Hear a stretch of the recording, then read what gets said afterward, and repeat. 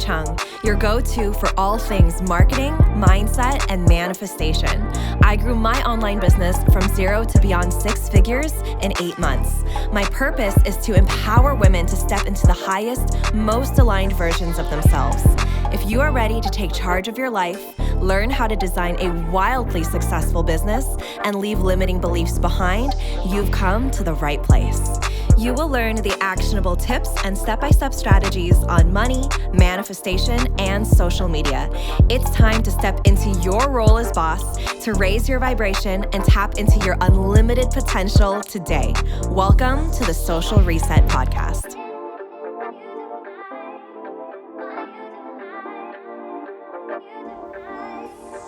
Hi, everyone. I just tuned into the spirit of my business, and the spirit of my business was like, let's talk about abundance and let's talk about shifting from thinking in scarcity, showing up in scarcity, and transitioning into a more abundant way of living and attracting your desires, and what that looks like, what that entails, how I was able to achieve that in my life. So I'll share a little bit of my story. Let's talk about what it means to actually shift from scarcity thinking to creating an abundant lifestyle, an abundant way of living, an abundant way of attracting your desires. So let me break down these two definitions and share some examples of both scarcity and abundance, and then I'll share a little bit about my story, and then we can go into how to move from thinking in a very scarcity-filled way to a more abundance-filled way. So the way that I see scarcity is when you are really living in this place where you feel like everything is in lack. Like when you feel like nothing more is going to come to you. What you have is the best that it's going to be.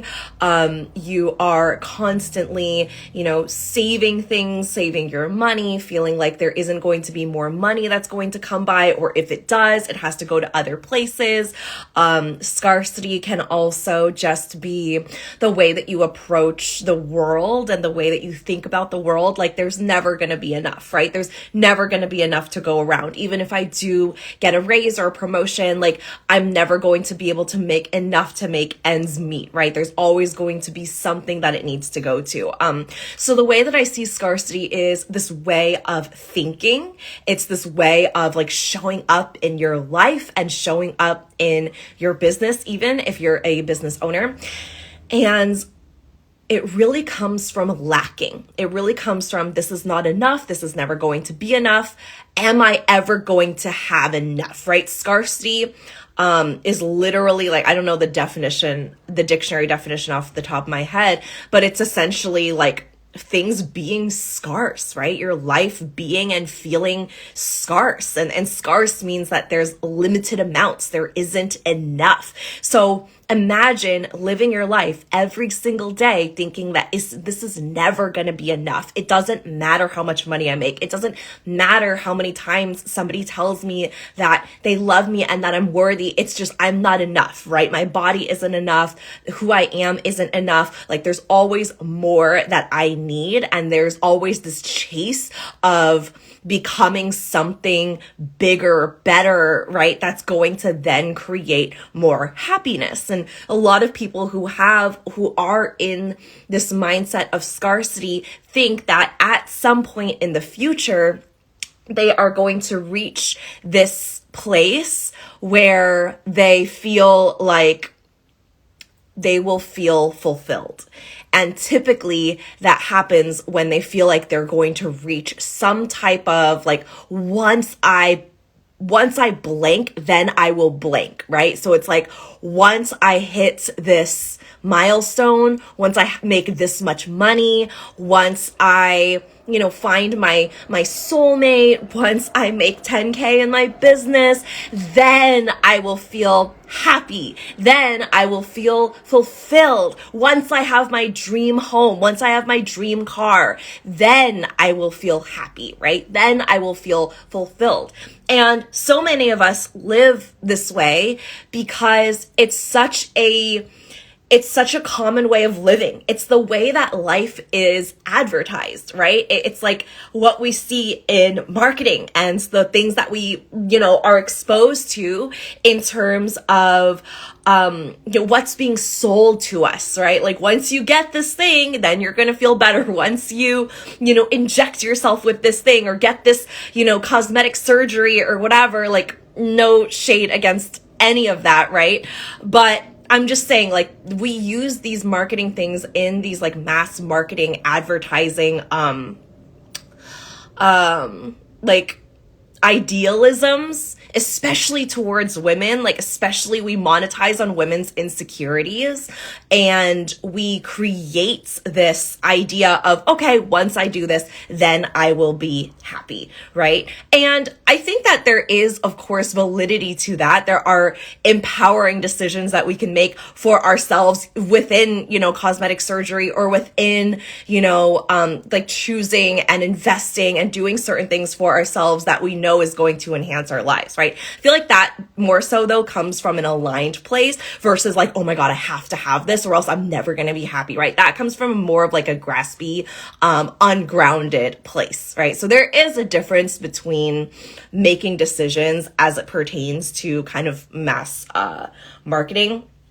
But I just wanted to give that example because I feel like that's a lot of what we are exposed to growing up. And it's a lot of what we're exposed to from our parents and from society. And so like the way of thinking in abundance is not, I feel like more so now gets talked about, but is not really what a lot of us are growing up hearing. Right? We grow up hearing there's not enough money.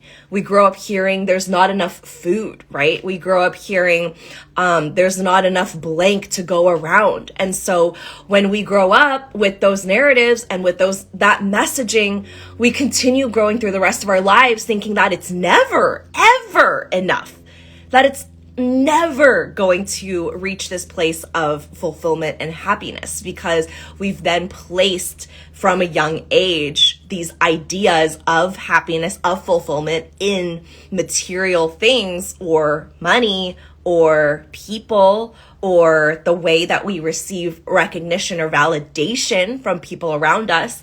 And of course, that's never going to be enough because you're never going to get everyone to like you. You're never going to get validation from everybody in the world, right? So ideally, that's not going to happen. You're not going to have all the money in the world. It doesn't work that way. You're not going to be able to have all of it yourself. And so I think what this ends up doing is it ends up kind of leading into, I just lost my train of thought. I feel like it ends up leading into this act of competition, of wanting to compete against other people, into competing with others so that you can make it to the top or you can be this person or version of yourself that you want to be or think that once you get there, that's going to be the answer to all of your problems. But it isn't, it isn't. And I think that defining abundance is really coming from a place where you, as a person, without any of these things, without the material goods and without the money and without anything that can be shown for, that you in your heart internally know that you are loved and worthy and you are abundant and you create that within yourself. And that isn't something that someone can tell you. And it's not something that gets to be gained over time. It's that you are abundance. You are the magic. You are the entity, the spiritual entity that can call that in, but it isn't the thing you call in that creates the abundance. It's you creating the abundance. I think that's the ultimate shift. That is the ultimate transition, is identifying yourself as the master of abundance and being able to realize that you can create abundance anywhere with anything. And we see this because there are people who have millions of dollars and feel like it's going to be taken away from them at any moment. And there are people who live, with not a lot of money, and they're very, very happy with their lives, and they're very happy with what they have. And so we see people on these different ends of the spectrum realizing that their joy and their happiness doesn't come from the things that they attract. It doesn't come from things at all. It comes from what they're able to create within themselves in terms of, I am going to choose to be abundant. I am going to choose to believe that I am abundance. And I feel like once you're able to tap into that, especially as a business owner, you allow yourself to detach from these milestones and these different wins and whatever it might be that you feel like you might be chasing. And you're able to look inward and go, I am abundant. This is something that I can create on my own, right? I am worthy as it is, without anything, without any of these things. And I get to love myself and make mistakes over and over and still love myself, right? Regardless of what happens, regardless of if I launch something and 0 people sign up, or I, put this new offer out there and it doesn't turn out the way that I want it to with the, with the registrants or the amount of money or the money goals or whatever. You get to choose to love yourself at the end of the day, and you get to still come from this place of abundance, because abundance is not attached to how many people end up working with you or signing up or saying yes on a call. It's not attached to any of that. It's attached to who you are as a person, and that you believe that you're abundance. You are abundance. Like, you in itself are abundance. And so you do not have to rely on anything or anybody else to tell you that you are now an abundant, worthy, loved human being, because you already accept that and know that within yourself. I think that's the biggest shift, is thinking that abundance and fulfillment and joy and all of these, emotions and feelings and idealisms come from things outside of us, when really they are all existing within us all of the time. Even without ideal circumstances, you can feel abundant. You can feel radiant. You can choose what you're thinking that then leads to your thoughts, right? So truly, I feel like scarcity and abundance are just things that are thoughts. They're our thoughts. They're not circumstances, right? They're not actual life facts. They are the way that we're perceiving them. And if it's the way that we're perceiving them, we can choose to perceive them in a different light. We can choose to perceive them with abundance, right? Or you can replace that word with joy or fulfillment or celebration or whatever it is that lights you up and gets you excited. And that gets to be a really beautiful way of looking at the world, because then nothing is attached to what you've created or what you've done or haven't done, or what other people have told you or not told you. It's not riding on those things. It's riding on how you choose to view the world. It's how you choose to view certain situations and circumstances. And so moving into, I'll share a little bit of when I started to do some of this work for myself, which again was really gradual. I'm still working on this in a lot of ways. And I feel like it's ongoing work, as healing is, and as understanding yourself is. It's never something that you feel like you're done with, and then you're graduated and you're moved on from it. But I feel like the most scarcity way of thinking that I had ever experienced was when I was around 19, and I had just had my daughter. So I was 19 with a newborn baby, and I was in an abusive relationship that I was leaving or trying to leave. Like, it was all very like messy and blurry.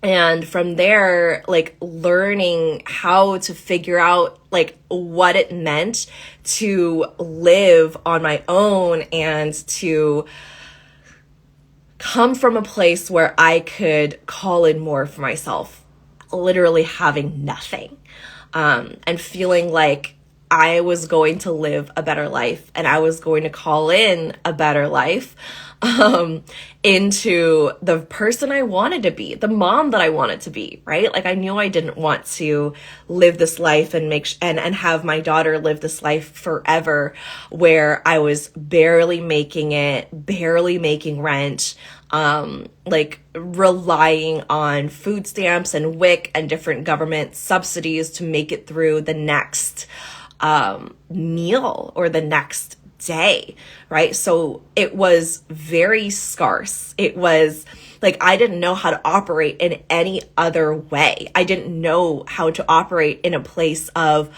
abundance, right? It wasn't until and I don't think that there was anything like, I don't think that there was necessarily like one big, huge event. Like, there was one that I felt like kind of made me hit like rock bottom for sure, where I was like, okay, I need to do something. It's like something needs to happen. And I won't go into that, but I feel like after that situation, and there were like officials being called in, and I was like, okay, I really need to like reassess my situation and my life and like what's going on and what I'm creating and the environment I'm creating for my daughter. It was just really, really bad. And I knew it was only going to get worse if I didn't do something about it. So I just like, I packed up my things. I was like, okay, I'm going to figure this out.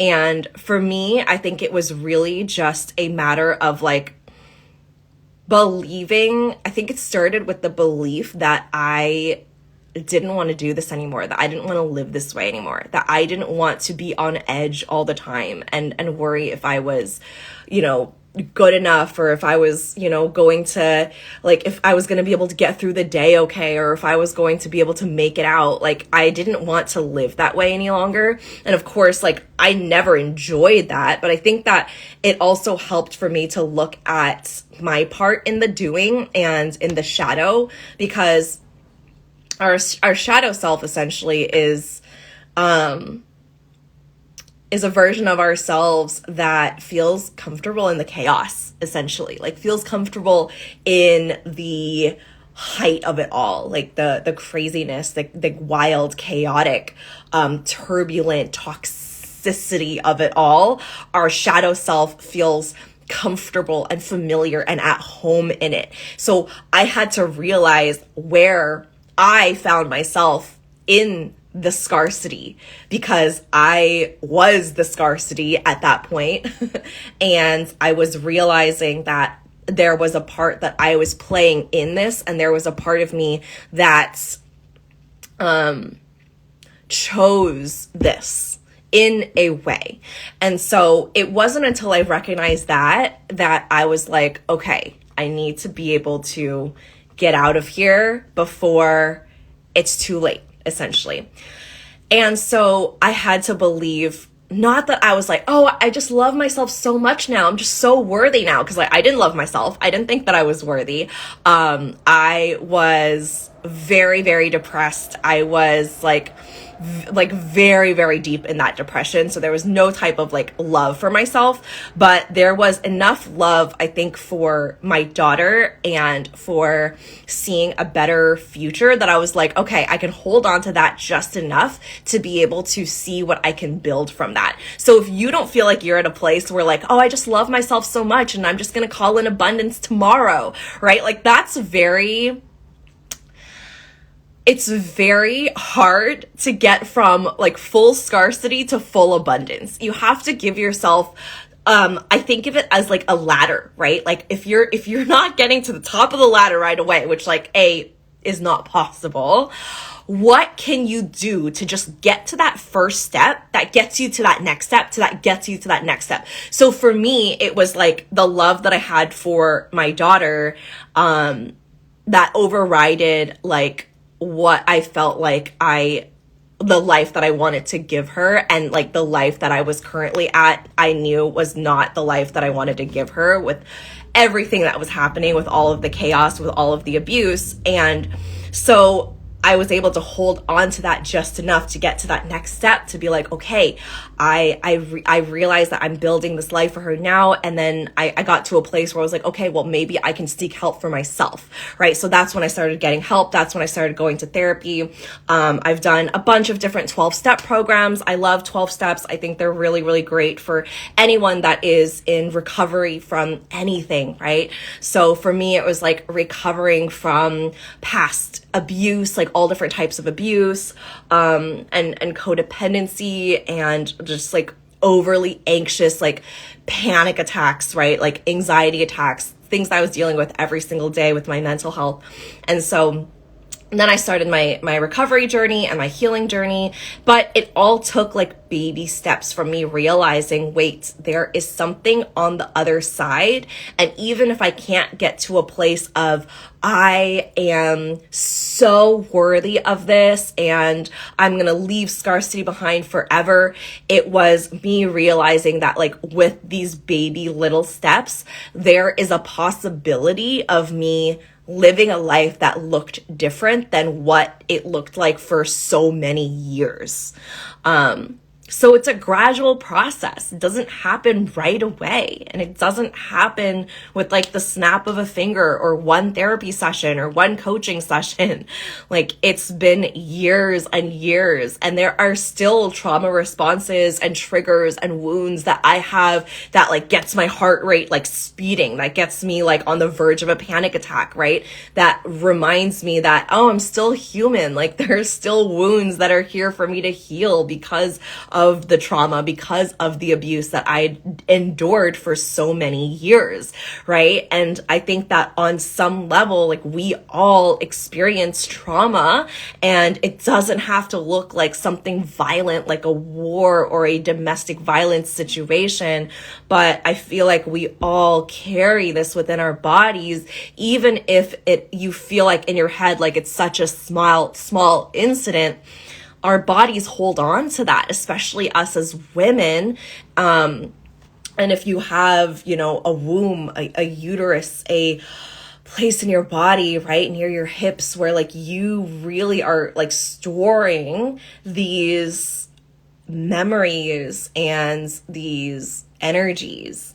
That's like so much of what was stuck in me for so long. And again, like it doesn't happen overnight. It's a process that takes time, and it takes a lot of courage, and it takes a lot of bravery, because it's so much easier to go onto the other end and just escape completely, right? And to just like fill it with drugs and sex and alcohol and all these things that just make your body feel so good, right, in the moment, and allow you to escape for the moment, but is not going to truly fulfill what you need in order to sustainably heal, in order to sustainably become the person that you want to become. Like that is going to take a whole lot more.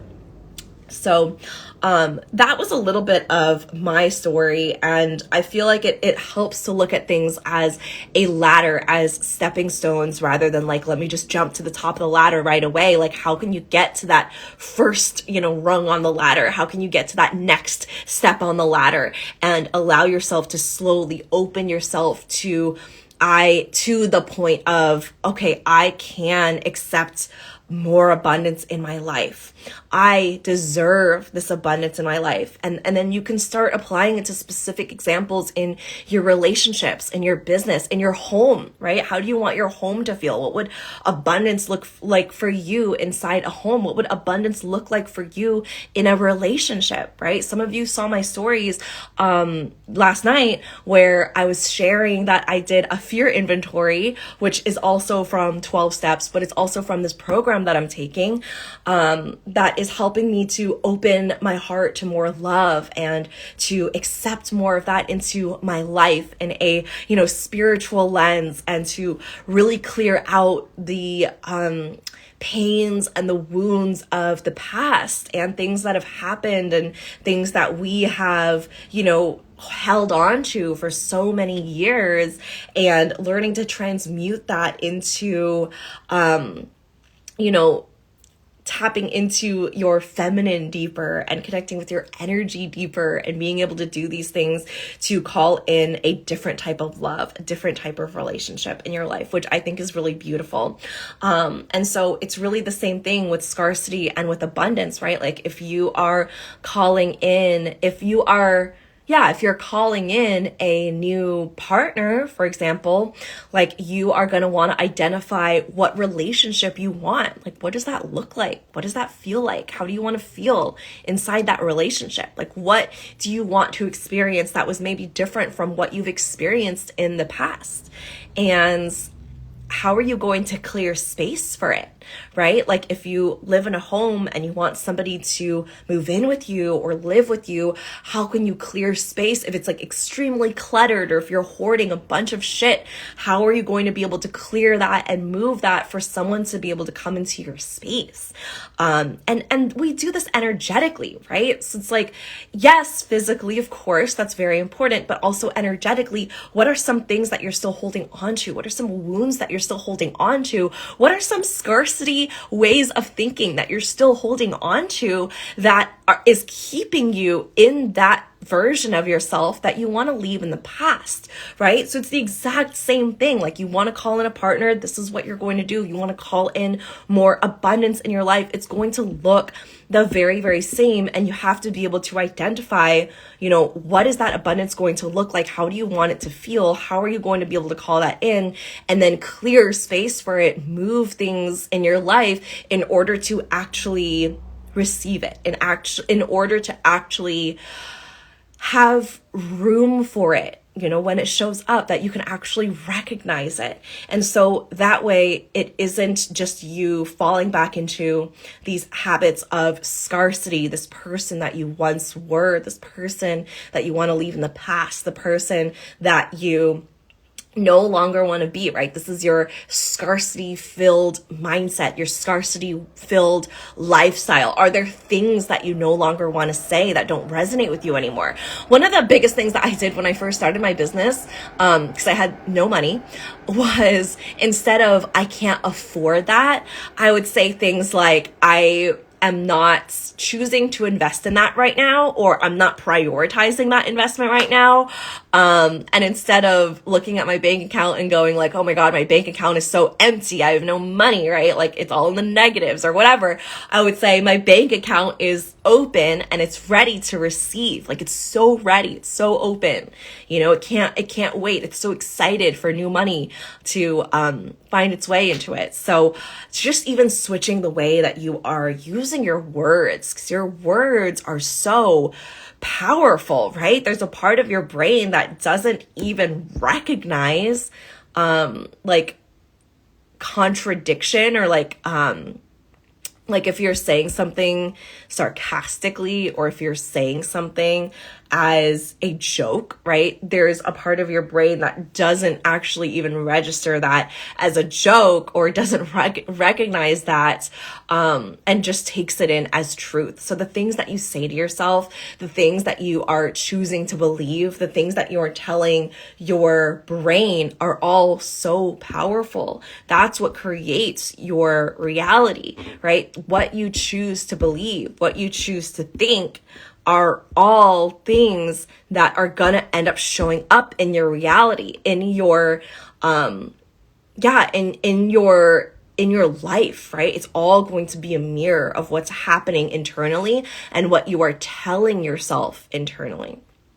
So I just want to remind you all of that. And truly, I feel like, again, like the way that you view scarcity and the way that shows up in your life is truly just a thought. It's a way of thinking, right? It's also a way of being, but it starts with the thoughts, because before you're doing, before you're taking that action, it creates some type of thought, this value system, this belief in your brain that chooses for you to act that way, right? And so stepping out of that and into a way of abundance, into a way of abundant living, allows you to create a life that you want to live, a life that you desire, right? So, I trust that this inspires you to get to a place where you are starting to think about, okay, what is the abundance I want to call into my life? If it's a way of showing up in my business and the way that I want to feel in my business. Maybe I want to feel more abundant in my business. Maybe I want to tap into more of that for myself. And this is exactly how I want it to look. And this is how exactly I want it to feel. And I'm going to call that in. I'm going to manifest that into my business. Or maybe it is something like a relationship or a friendship, right? Or it is, right, like it could be so many different things, right? You can decide for yourself. But really what it comes down to is, what are you choosing to think? What are you choosing to believe? What are you choosing to tell yourself about this thing? And identifying when you're slipping back into habits of scarcity, and when you start saying things that feel like scarcity energy, versus what do you feel like you can do to shift that into an abundant way of thinking, right? So like the example of the bank account being empty versus it being open and ready to receive, you can look at that. You can apply that to yourself, right? And who you are. So rather than you being a scarcity filled person, or a person that's always lived in a scarcity way, like you're open, you're ready to receive, you're ready to learn, you're ready to change, you're ready to become a different version of yourself. Yeah, someone said I just said that to my husband right now. That's so funny. Yeah, so I feel like there's so many ways that we have been taught. So wrapping up, so much of society has taught us to live very scarce because it allows them to build on these capitalistic idealisms and being able to create these huge industries that bank off of our scarcity thoughts. And so allowing yourself to create abundance with what you have and being holding that gratitude for what you have, while also allowing yourself to call in even more abundance, is a really beautiful way of showing up, especially as a business owner, right? That way you're not attaching every single thing to these milestones and these goals and these different money milestones and money goals that we have in our heads, right? Of like, this is what it needs to look like in order for me to be successful. This is what it needs to look like in order for me to be a good coach, right? Which isn't true. And so creating that abundance within yourself and allowing yourself to truly believe that and know that in your heart, rather than putting it on something or somebody else, is truly the most abundant way that you can live your life. Okay, I will leave you all with that. I hope you have a beautiful rest of your Monday, and I will talk to you later.